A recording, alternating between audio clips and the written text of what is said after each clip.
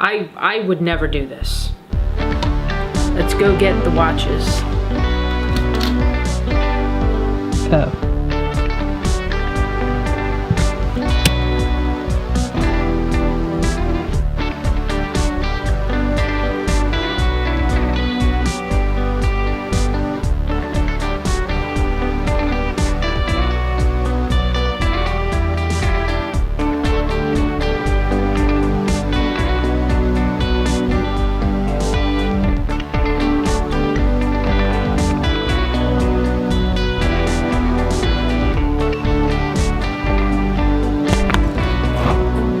Remember, always turn on the mic.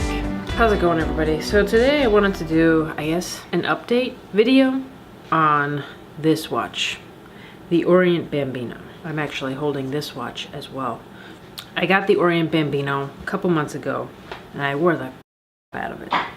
It was a really great watch. It was my first automatic piece. I was in love with it. So I wore it whenever I was not at work, and I was just out casually hanging around. Blue dial, version 4. So this is a 42mm version. I changed it to a brown leather NATO strap, but then I changed it back to its original black leather strap. I put it on a black nylon NATO strap, and that was pretty fun for a while. I just stuck it back on this black strap because I like the more subdued look. When I first made the Orient Bambino video, I said that this strap did not make the watch look casual. I rescind that statement.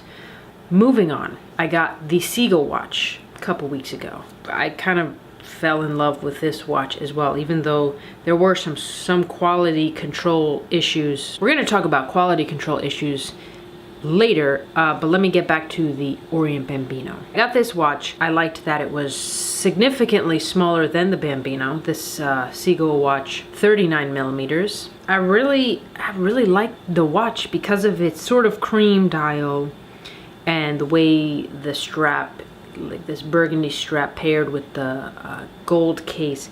It kind of felt very vintage to me, even though the case is oversized for vintage. I have a thing where I like the look of pushers. I think it makes the watch look like, all right, you're gonna wear a watch, why not wear a watch with the whole shebang, the whole thing, pushers and stuff going on in the dial. So yeah, I was wearing this watch for a while, and the Bambino, I kind of just forgot about. I even briefly contemplated selling it. The other night I was watching a watch video about, geez, I forget the watch now, but it was a gorgeous watch with a beautiful blue dial. It was very similar in design to this, way more intricate. It's crazy expensive watch. I kind of got back into the Bambino, and I've been wearing it now for the past 3 days. I've begun to appreciate the watch again. The Bambino feels more low-key to me, and it feels, I don't know, I got a newfound appreciation for it in its simplicity, in the single crown. I think it's a beautiful watch. That brings me to a point I want to make about, I guess, dress watches. I think not every watch can be a dress watch, but I think every dress watch can be an everyday watch. It's all up to you. I put this on my wrist and I don't feel like I need to, you know, be going to an event or something. I feel like I could wear just jeans and sneakers with this. I've enjoyed wearing it again. I think the Sea-gull and the Bambino are two very different watches in terms of look and design. It just took one video of a watch with a blue dial for me to want to wear the Bambino again. So that being said, it kind of brings up ideas about feelings, how products, how they really make you feel. So for instance, the Sea-gull watch that I have, there's some issues I've noticed. Nothing with performance, the movement is fine. I do notice quality control issues, and that this is probably a low-end watch and not really paid so much attention to. I'm just surmising here again, because again, there's that blue, looks like an eyelash underneath the dial. And then in certain light, the numbers for the hours, they look slightly dirty, and I don't even know if I can capture it on camera. You can see that the numbers they're like foggy or not entirely cleaned. And then there's like small specks of dust on the hour and minute hands. It kind of made me think like that's where the difference in price comes in. You pay more for watches and products that have more attention to detail, and that where in a Rolex factory, you know, a watch would not leave the factory with a blue piece of yarn underneath the dial. But besides all that, besides all the dirt and getting the wrong watch, that to me just doesn't matter, because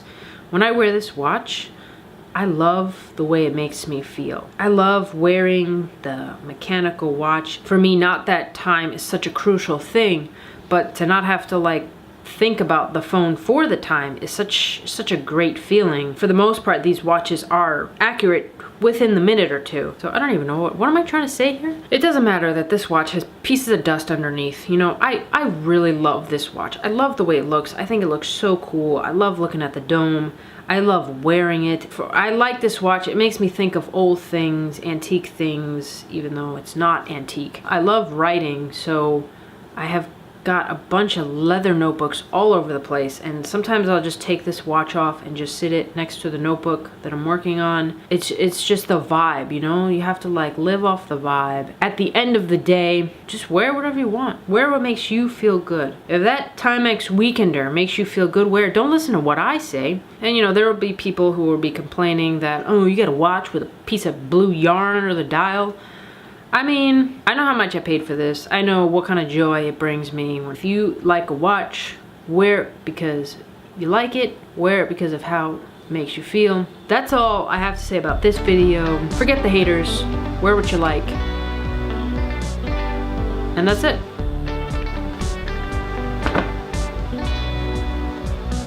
Did I wear 2 watches? I saw a guy come into my shop wearing 2 watches.